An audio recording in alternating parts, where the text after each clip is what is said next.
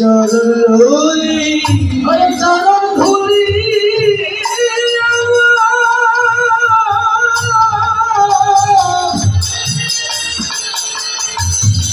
हाँ बोले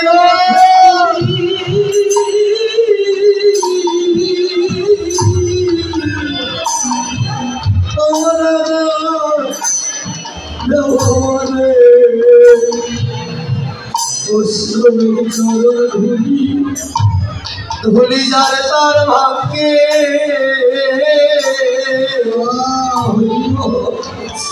मिले न रे धूली जाए भाग्य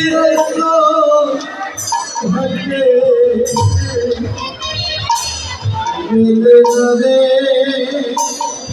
ओरे गुरु वैष्णवे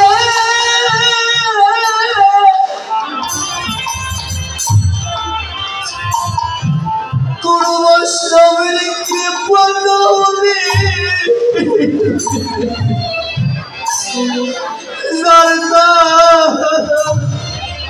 सरकार भाग्य मिले न रे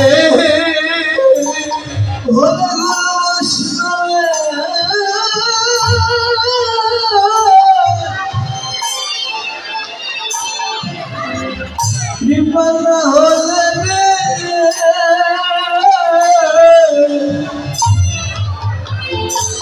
भूमि सरकार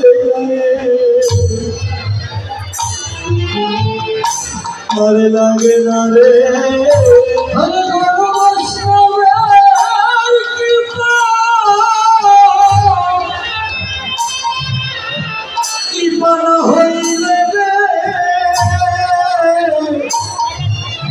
धूली जाना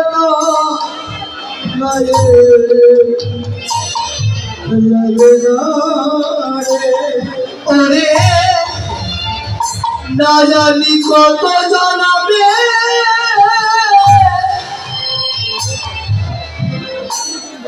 अपराधी बोली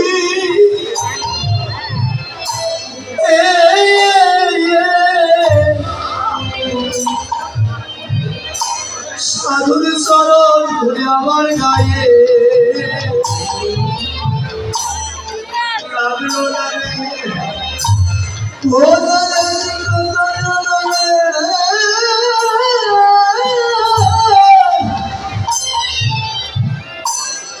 अपराधी बोले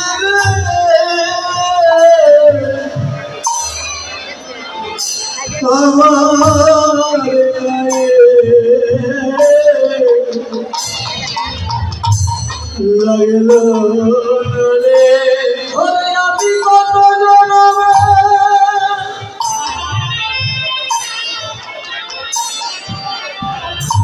कत जनाबे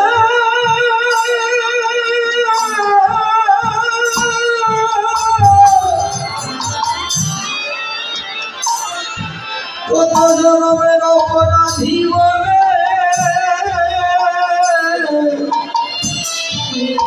वैष्णवेर धूली আমার গায়ে লাগলো না রে না জানি কত জনমে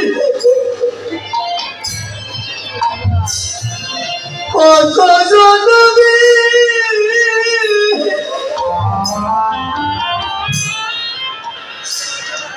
জনমের অপরাধী বলি ওই ধরে আমার গায়ে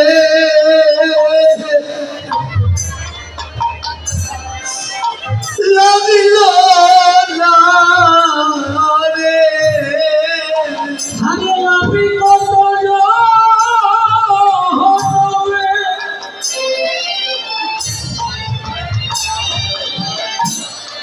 কত জনমে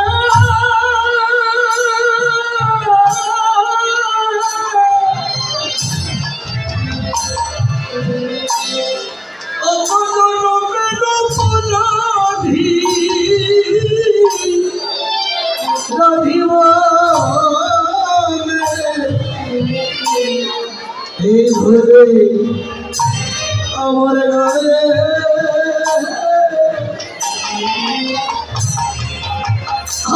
গায়ে লাগলো ওই কত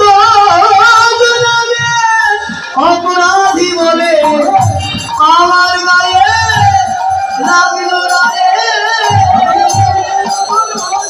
আমার গায়ে লাগলো না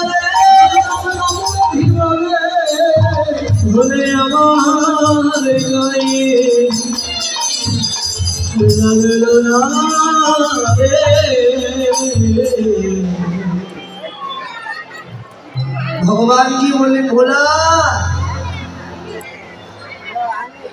শুনেছি বৈষ্ণবের অঙ্গ পরশ করলে নাকি প্রেম তরঙ্গের উদয় হয়। এই যে মায়েরা শিবরাত্রি করছেন আপনারা, আপনাদের প্রতি প্রভুর কৃপা অবশ্যই হয়েছে। তিনি পরম বৈষ্ণব। তবে এখানে প্রশ্ন একটাই, ভোলা বৈষ্ণব পরম বৈষ্ণব সেটা আমরা সবাই জানি। সেই জগতে তাকেই তো সাধু জানি, যার কণ্ঠে তুলসীর মালা লড়ে তিলক থাকে তাকেই আমরা সাধু জানি। তাহলে ভোলা বৈষ্ণব যদি সাধুই হবে, তার কণ্ঠে তো তুলসীর মালা নেই এবং তার কপালে তো তিলকও নেই, তাহলে তিনি কি করে সাধু হলেন? বৈষ্ণবগণ টিকা বললেন, দেখো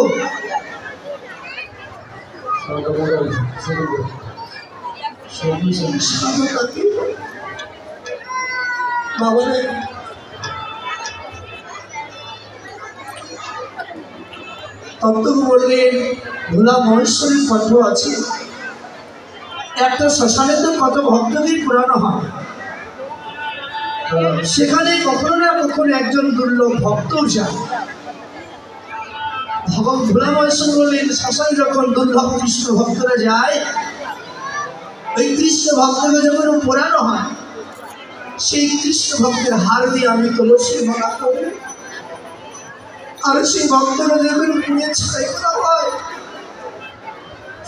সেই ছাই দিয়ে আমি তিলক করে বলি বৈষ্ণবের অঙ্গ পরশে প্রাণে শীতল হয়ে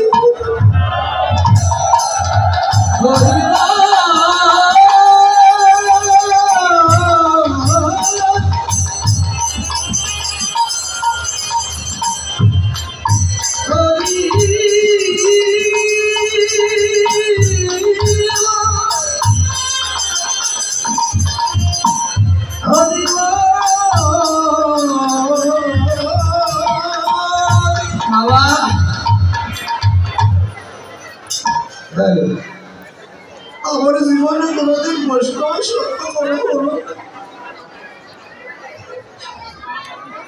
শাস্ত্র বলে নামে রুচি জীবে দয়া বৈষ্ণবের শিব, ইহা হতে ধর্ম আর নাকি শোনাত। আমার নামের প্রতি রুচি হলো না, জীবের প্রতি দয়া হলো না, শুধু আমি খেলাম আর ঘুমালাম। ধন্য আজকে যে গোপাল শিব মন্দির প্রাঙ্গণে কত ভক্ত এসেছে, দেখতে দেখতেই তো চাঁদের বাজার শেষের দিকে চলে গেল। কত সাধনায় থাকে আমার এই যে দাদা, আমার বোন জামাই কিন্তু সম্মুখে বসে আছেন আমার দাদা, দিন রাত ধরে এই যে সম্মুখ করছে, এই যে কত বৈষ্ণবের চরণতলী পড়েছে। প্রভুর কাছে প্রার্থনা করি, এই কমিটি আয়োজক কমিটিবৃন্দ যারা এমনি করে আপনাদের মতো সাধুর সেবা দিতে দিতেই যারা একদিন গোবিন্দের চরণ সেবার অধিকার লাভ করতে পারে,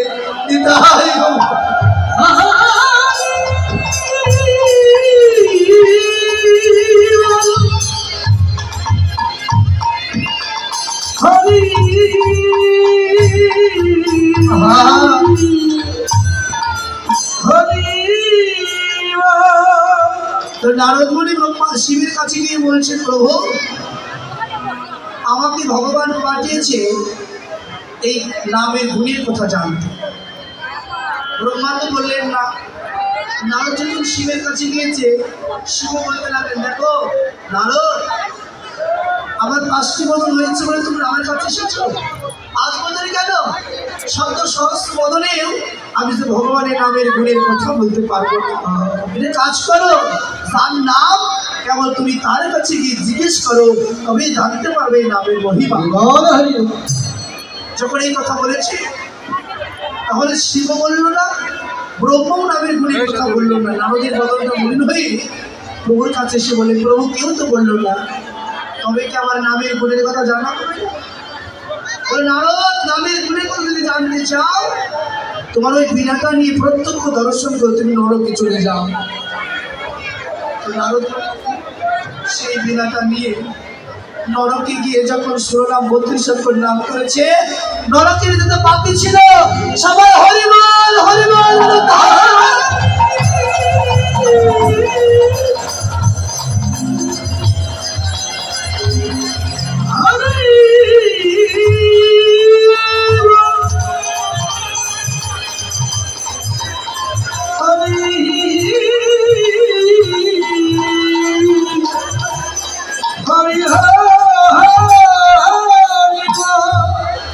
যখনই নরকে গিয়ে বিনাশী নাম করেছে, শিরোনাম 32 অক্ষর যখন বিনাশী নাম করেছে, নরকের যত পাপী ছিল সবাই হরিনামে উদ্ধার হয়ে গেছে।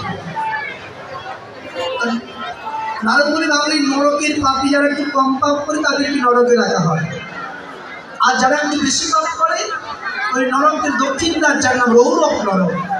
নারদ ভাবলে যে নরকের পাপে যারা কম পাপ করে তারা যখন নামের উদ্ধার হলো, তাহলে যারা বেশি পাপ করে তাদের কাছে গিয়ে একটু নাম করে। ওই রৌরক নরকে গিয়ে যখন বিনাশী নাম করেছে, রৌরক নরকে যত পাপী ছিল তারাও হরিবোল হরিবোল উদ্ধার হয়ে গেল। নারদ বলল, বাহ, প্রভুর নামের গুণের কথা আর প্রভুর বলতে হবে না, আমি নিজেই দর্শন করে আসি। মৃত্যুর সময় কোনো পথযাত্রী যদি মৃত্যুর সময় একবার হরিবোল বলতে পারে বা হরি নামের ধ্বনি যদি তাদের কানে বাজে, তাহলেই তারা গোবিন্দের চরণ পদ লাভ করতে পারবে। খেলায় বিনোদে খেলা গোড়া বনমালী, গোবিন্দের গো রাধারানীর রাগ, দুই মিশ্রিত করে হলেন গোড়া। বনমালী কেন? এই জগতে তাকে তো বনমালী বলা হয় যারা বনের আগাছা যেগুলো পরিষ্কার করে, তাই না? তখন আমার গৌরকে বনমালী, তত্ত্বকে বলেন আমার গৌর হলো এই দেহ বাগানের বনমালী, দূর করিতেছিবে বনের কান। তাই এই খেলা খেলছেন তো। কিন্তু বাবা দেখবেন এই জগতের খেলায় গৌর হরি হরি নামের খেলা খেলছে। এই জগতে যেমন যে কোনো খেলায় হার জিত আছে, কিন্তু আমার হরিনামের খেলা এমনই খেলা, এই খেলায় কেউ হারে না, সবাই যেতে। এই খেলা কেউ হারে না, সবাই যেতে। ওরে খেললে হরি, ওরে খেললে হরি নামের খেলা, এই খেলায় কেউ হারে না, সবাই যেতে। খেললে হরি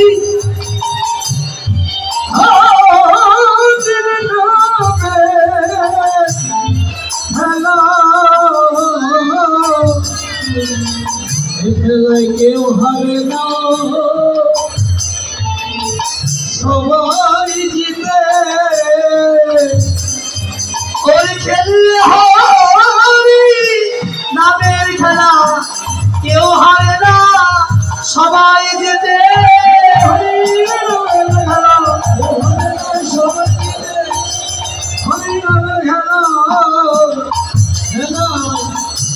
কেউ হারে না,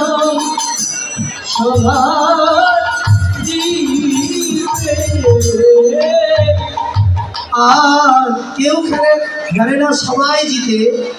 খেললে হরি নামের খেলা, এই খেলায় কেউ হারে না, সবাই জিতে। তবে আগে পর আছে, আগে তাদেরই জয় রে, তাদেরই জয় রে, আগে গলা ভরে যাবে তাদেরই জয় রে, আগে গলা ভরে যাবে। বল হরি বল হরি বলে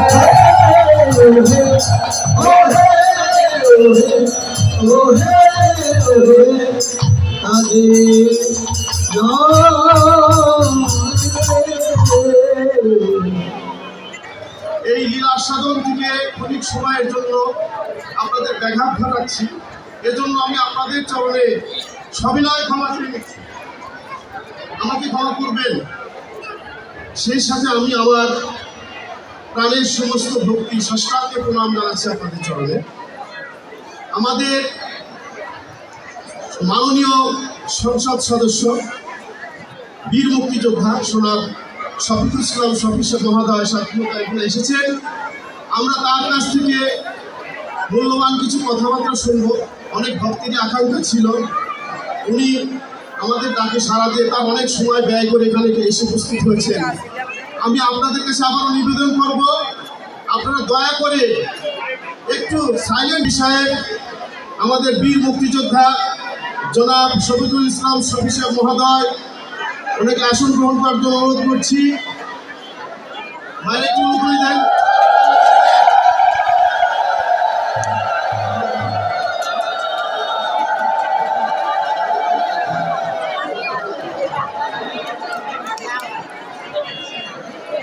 নবীনওয়াজ খান বিনু ভাইকে আসন গ্রহণ করার জন্য অনুরোধ করছি। মন্দিরের শ্রদ্ধাভাজন সভাপতি শৈলেন্দ্র পলান্ডনাথ সাহা পুত্র বাসুদেব সাহাকে মাননীয় এমপি মহোদয়কে ফুলের তোড়া দিয়ে পালন করার জন্য সবিনয় অনুরোধ করছি।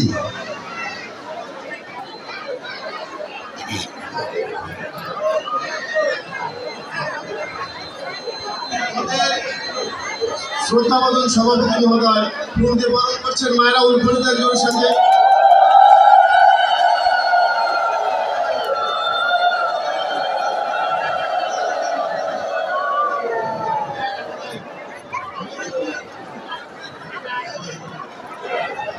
শুভ সন্ধ্যা।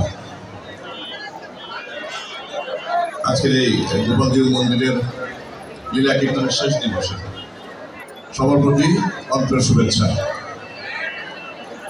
আমি আলহামদুলিল্লাহ হাসান মিলু, আপনাদের আশীর্বাদ নিতে এসেছি। আমরা জানি এই সময় আপনাদের বিরক্ত করাটা ঠিক না, সবাই আপনারা ধর্মীয় জ্ঞান আহরণের জন্য ব্যতিব্যস্ত আছেন। খুব বেশি কথা বলবো না, একটি কথা বলেই শেষ করতে যাচ্ছি, সেটি হলো স্বাধীনতার মাস। পিছনে বসে আছেন স্বাধীনতার কিংবদন্তি পুরুষ, বীর মুক্তিযোদ্ধা, প্রিয় মানুষ, প্রিয় নেতা আলহাজ ইসলাম শফি ভাই, যাকে আপনারা গত 7ই জানুয়ারি ভোট দিয়ে নির্বাচনে করেছেন। এই শফি ভাইয়েরা শেষ করছি। জয় বাংলা। চাকরিকে আমি শুভেচ্ছা বক্তব্য দেওয়ার জন্য অনুরোধ করছি। জয় গিরিধারী রাম, জয় জগন্নাথ। আমার উপস্থিত ভক্তবৃন্দ, শুভবৃন্দ, আমরা অত্যন্ত আনন্দের সঙ্গে জানাচ্ছি আজকে আমাদের এই অনুষ্ঠানে আমাদের পরম শ্রদ্ধাভাজন জাতীয় সংসদ সদস্য, আমাদেরই আপন বড় ভাই, আমাদের ভাই আমাদের মাঝে আজ উপস্থিত হয়েছে তার নেতৃবৃন্দ নিয়ে। এই জন্য আমি গোপাল মন্দিরের তরফ থেকে সবাইকে আন্তরিক শুভেচ্ছা জানাচ্ছি, গোপাল মন্দিরের তরফ থেকে। বিশেষ করে এই মন্দিরের উনি যখন এর আগে এমপি ছিলেন, আমাদের এই মাননীয় এমপি মহোদয়, তখন ওনার কৃতার্থে, ওনার সুবিধার্থে আমরা অনেক কিছু মন্দিরের জন্য করতে পেরেছি। তো এখন একটা পুরানো টিনের ঘরের মধ্যেই আছি। তাই আজকে আমরা আমাদের মন্দিরের তরফ থেকে আমি পরম শ্রদ্ধাভাজন এমপি মহোদয়ের কাছে একটা নিবেদন রাখবো মন্দিরের তরফ থেকে, যে উনি যেন উল্লাপাড়ার শ্রেষ্ঠ কেন্দ্রীয় মন্দির হিসাবে এই মন্দিরটাকে দাঁড়ানোর ব্যাপারে ওনার দৃষ্টিটা দেখবেন ভবিষ্যতে, আমি আশা করি অতীতের মতো। আর সর্বোপরি কথা যে উনি এবং ওনার যে নেতৃবৃন্দ এই অনুষ্ঠানের সম্মানিত সভাপতি এবং উপদেষ্টা এবং এই এলাকার ভক্তবৃন্দ, দীর্ঘদিন পরে স্বাধীনতা যুদ্ধে শেষ করে উল্লাপাড়ায় আসে 1974 সালে। এরপরে এই বিশাল এই অনুষ্ঠানের প্রতি বছর প্রতি বন্ধুদেরকে নিয়ে যে বন্ধুদেরকে আমরা হারিয়েছি, এই এলাকার মানুষের জন্য আমরা আওয়ামী লীগ, ছাত্রলীগ, যুবলীগ প্রতিটা মানুষ প্রতিটা অনুষ্ঠানে আমরা আনন্দের সাথে আপনাদের এই জায়গায় এসেছি। অনেকেই আজকে আমাদের কাছ থেকে হারিয়ে গেছে, কিন্তু আমরা আপনাদের কাছে, আপনারা আমাদের বন্ধুরা 2008 সালে আপনারা প্রতিটা মানুষ আমার জন্য ভোট করেছিলেন, আমি জয়লাভ করেছিলাম।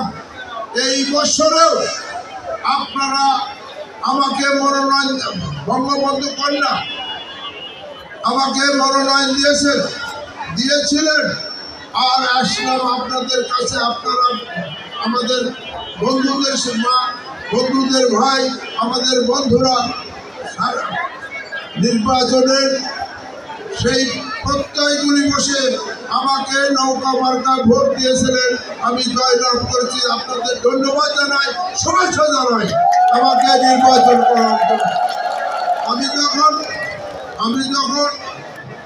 2008 সালে আমি নির্বাচন করেছিলাম, আমার কয়েক বন্ধু এখন নাই, আমার লোকজন আরো সুসংগত বসে তাদের এই করতে পারে, আমারও কিছু টাকা দিয়ে আপনাদের কাছে আমি আপনাদের কাছে কৃতজ্ঞতা স্বীকার করি, যাতে যতদিন আছে বেঁচে আছি আমরা সকলে বলে হিন্দু মুসলমান কোনো মিলেমিশে এই দেশটাকে উন্নত শিখরে নিয়ে যাব। এইটাই হলো আজকের আমাদের সকলকে দোয়া করবেন। আর যে কোনো সময় যে কোনো অবস্থায় আমি আপনাদের ভাইয়ের মতো, সন্তানের মতো আপনাদের, আমার কাছে আপনাদের উন্মুক্তভাবে থাকবেন। আমরা সকলে মিলে এই দেশ থেকে যেমন যুদ্ধ করে আমরা এসেছি, ঠিক বেঁচে থাকার জন্য সকলকে নিয়ে উন্নত মানের দেশ করবো। আর সকলকে ধন্যবাদ। জয় বাংলা, জয় বঙ্গবন্ধু, নমস্কার।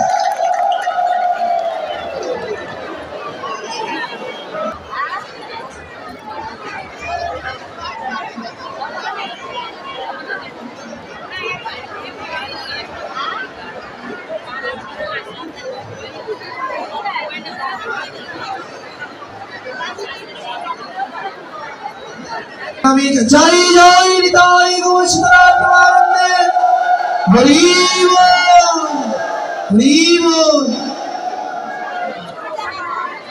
ঘরে না সবাই যেতে খেললে হরিনামের খেলা খেলতে খেলতে কখন থেকে অনেক বেলা হয়ে গেছে, ঘরে তো যেতে হবে। তাই বলছেন কি দিবা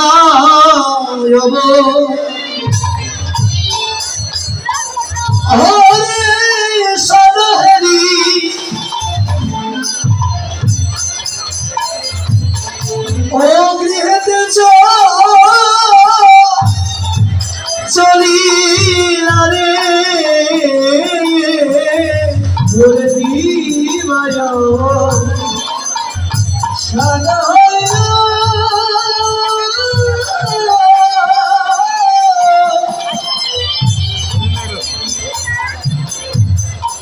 গৃহেতে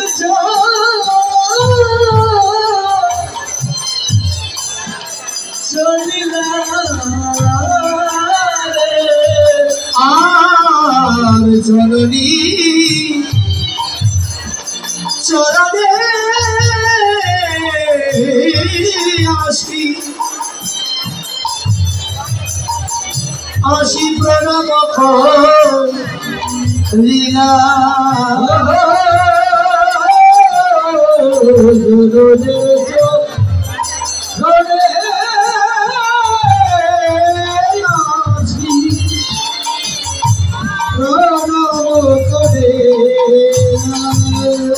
দিবসের দিকে তাকিয়ে দেখে, দিবসের দিকে তাকিয়ে দেখে আর বেশি বেলা নাই, ঘরে যেতে হবে, আর বেশি বেলা নাই, ঘরে যেতে হবে।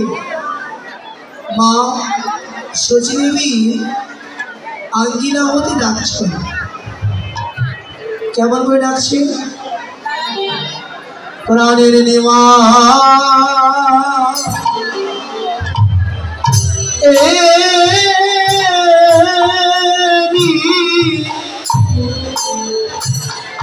নাকি রে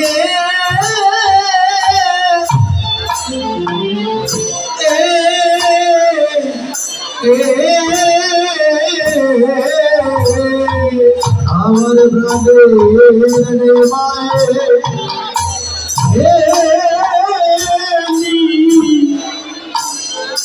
নাকি রে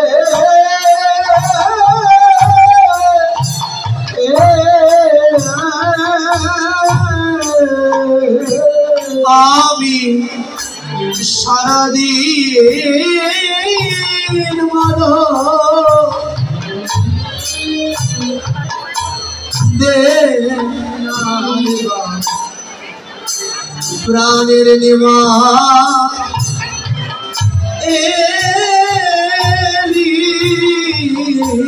হবে সারাদিন তোর চাঁদ বদলে দেখে দেখে নাই রে আমার প্রাণের নেব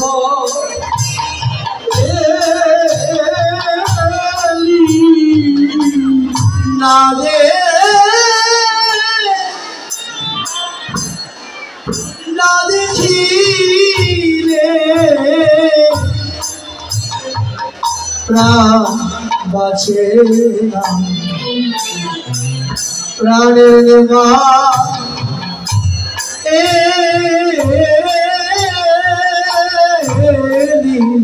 তোকে না দেখিলে আমার প্রাণ বাঁচে, আমার প্রাণের নেওয়ায়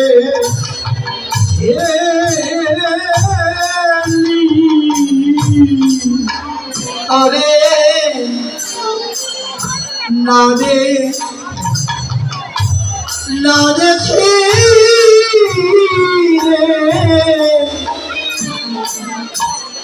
মায়ের প্রাণ বাঁচে না, প্রাণের নেওয়া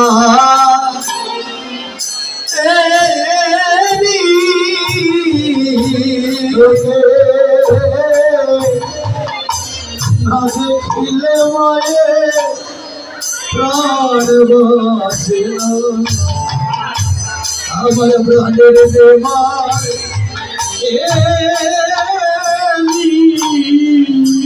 আমার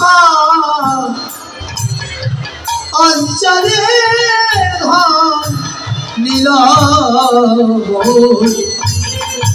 আইরে আমার বকে আইরে অঞ্চলের ধন নীল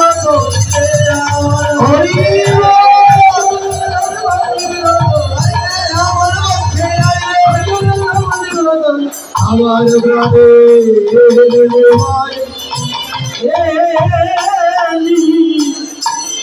নাগিলে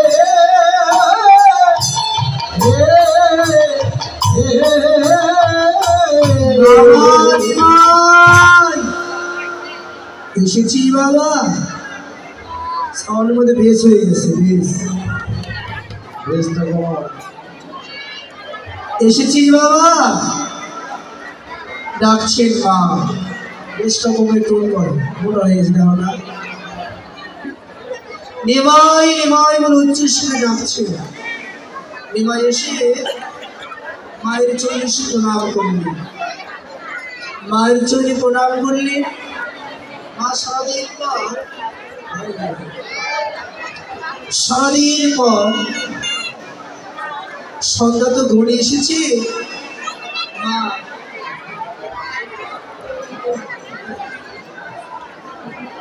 সারাদিন পরে দেখেছে পঞ্চ প্রদীপখানা করে ধরে দেখছি নিমাইয়ের সর্বঙ্গ অনেক ধোলা,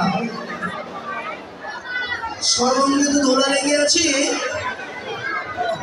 মা পঞ্চ প্রদীপখানা করে ধরে দেখছে অনেক ধোলা লেগে আছে। সঙ্গে এসেছিলেন নিত্যানন্দ, নিত্যানন্দকে ডেকে ডেকে কইতে লাগলেন, বাবা নিতাই, তোরা তো আমার নিমাইয়ের সঙ্গে ছিলি, তবে এমন করে আমার কাঁথা সোনা নিমাইয়ের অঙ্গে এ ধোলা দিয়েছে। ও মা, তুমি শুধু আমাকেই দেখলে? তোমার নিমাই কি শুধু তুমি দেখলে? আমাদের দিকে তাকিয়ে দেখো, ধরে আমরাও দেখেছি, আমরাও দেখেছি, হরিনাম সংকীর্তনের ধরা আমরাও দেখেছি, হরিনাম সংকীর্তনের ধরা আমরাও দেখেছি, হরিনাম সংকীর্তনের ধরা আমরাও দেখেছি, সংকীর্তনের ধরা আমরাও দেখেছি। ও মা, এই হরিনাম সংকীর্তনের